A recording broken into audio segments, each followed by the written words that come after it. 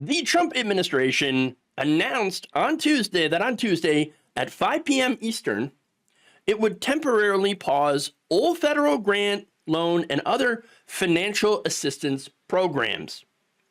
So the Office of Management and Budget, under the acting director, Matthew Vaith, released a memo stating that federal agencies must temporarily pause all activities related to obligation or disbursement of all federal financial assistance. Now, that's save for Social Security, Medicare, or any assistance provided directly to individuals. Okay. Now, the first question is, of course, why?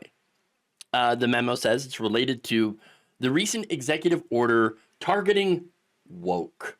I kid you not. To the extent permissible under applicable law, federal agencies must temporarily pause all activities related to obligation or disbursement of all federal financial assistance and other relevant agency activities that may be implicated by executive orders, including, but not limited to, financial assistance for foreign aid, save for Israel and Egypt. That's very important, by the way. All other federal aid cut off except to Israel. And Egypt, of course, for being Israel's ally and our ally and stuff in making deals with Israel. There wouldn't really be a whole lot of Middle East peace if they stopped with Egypt. Non-governmental organizations, DEI, woke gender ideology, the wokers, and the Green New Deal. The memo adds the suspension will provide the administration with time to review agency programs and determine the best uses of funding for those programs consistent with the law and Trump's priorities. Which, by the way, already I believe it was one of the remaining Koch brother, I guess, organizations that is renewing the push for massive tax cuts for the rich. So if you're wondering what Trump's priorities are, it's to give himself and his rich friends more tax cuts. Okay. Now, agencies have until February 10th to submit detailed information on any programs, projects, or activities that are subject to the pause. So what exactly is affected? I think a better question is what isn't affected? I mean, we're talking about trillions of dollars in spending. Experts have warned that a wide range of activities, including nonprofits, food assistance, yes, the SNAP program, student loans, so no Pell Grants, scientific research, could be impacted by this order. Again, I mentioned the SNAP program, WIC, Section 8 housing, which again is for the poor, okay? Any of these programs that actually help regular people in poverty, are being discontinued. They're on pause right now, they say, but we don't know when that pause will be lifted. Diane Yentl, president and CEO of the National Council of Nonprofits, said this order is a potential five-alarm fire for nonprofits and the people and communities they serve. From pausing research on cures for childhood cancer to closing homeless shelters, halting food assistance, reducing safety from domestic violence, and shutting down suicide hotlines, the impact of even a short pause in funding could be devastating and cost lives. Yeah. This order could decimate thousands of organizations and leave neighbors without the services that they need. Brian Riedel, a senior fellow at the Manhattan Institute, which is a center-right think tank, also told the Washington Post, this order could, the funding delays are going to prove very difficult for grantees under the impression that the money is coming and have rent and salary payments dependent upon it. Seems like a very big deal. Oh, it seems like a big deal. No, it is a big deal. I mean, yeah, there are people out there that are no longer going to get paid. Rent is not going to get paid. Okay, salaries. People will not have money to spend. What is that going to do to the economy? That's what it's going to do. Okay. I mean, this is a disaster. Okay. That said, it's not entirely legal.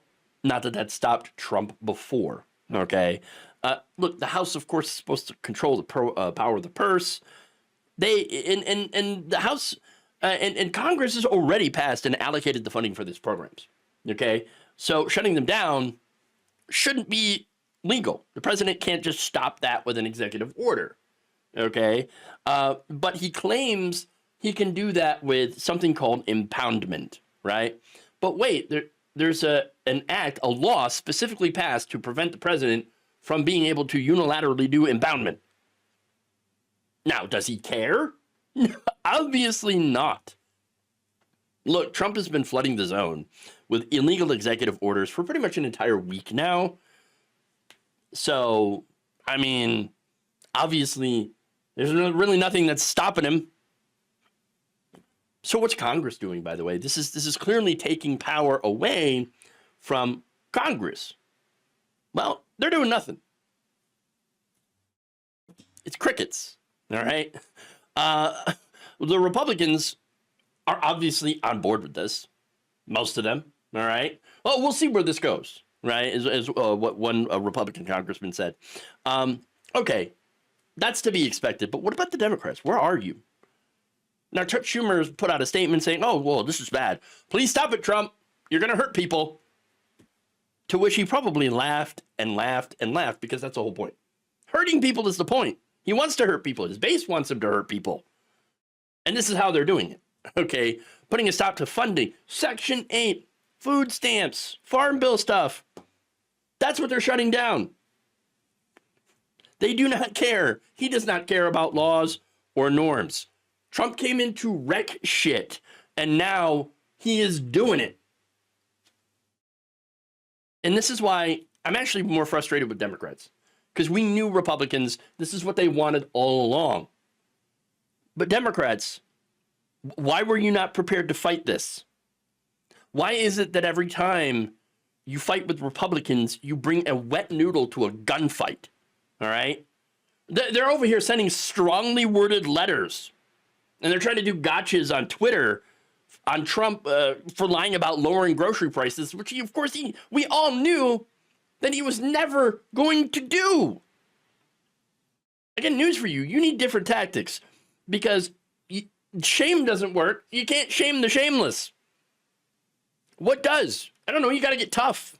You got to get obstinate. The current Democratic leadership, however, will never do it. They do not have the stones for this fight. Do you think that Nancy Pelosi is going to do anything to block Trump? Hakeem Jeffries? No. A lot of them won't, because it might impact their stock portfolio. The traditional way of dealing with Republicans, which has been sending strongly worded letters and doing some finger wagging, is not going to stop Donald Trump. You can't tell him that he can't do something, because when you do, he's going to be like, oh yeah, watch me. I'm going to do it. I'm going to do it great. I'm going to do it tremendously. I'm going to do it so hard, your head will spin. And that's exactly what he's doing right now. And by the way, Merrick Garland and Republicans, you set this up to where he feels like he can do whatever he wants, because guess what? He's not been held accountable. Remember, he already tried this whole impoundment thing with Ukraine funding. And guess what? He was impeached for it, okay? And then Republicans let him go. That's it. So now, full steam ahead. Impound away. And look, this whole thing, he's been amassing power in the executive branch with unitary executive theory. Guess where that's from? It's Project 2025. This is all Project 2025 that he's using. Okay, unitary executive theory, impoundment, and if you allow him to continue to gather more power in the executive, you're going to end up with a dictatorship. We've already spelled this out. We've already warned people. But yet, everywhere you go, mainstream media, oh, no, Donald Trump, he promised that he distanced himself from Project 2025. And he's not actually going to be a dictator. No, don't worry about that. No. You know what? That was another lie. It was another lie. All right? You guys were dead wrong. And now we're all suffering for it. So, Of course, Trump wanted more power. That was the whole point. And now he's got it. And since he has it, he's going to continue to push the limits of what he can do. That first Trump administration, you have to understand, that was him trying to understand what powers he actually has. This one, this administration, is him using those powers and pushing the limit of those powers. And until there's an opposition that is willing to push back, he's going to keep on taking and taking and taking more power until it becomes a dictatorship. Thank you for watching. If you enjoyed this video, please like, share, subscribe, hit the bell icon in order to get notified whenever a new video is released.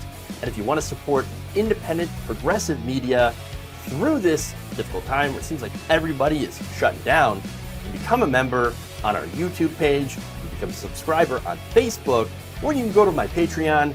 It's patreon.com/Jeff Waldorf. Thank you.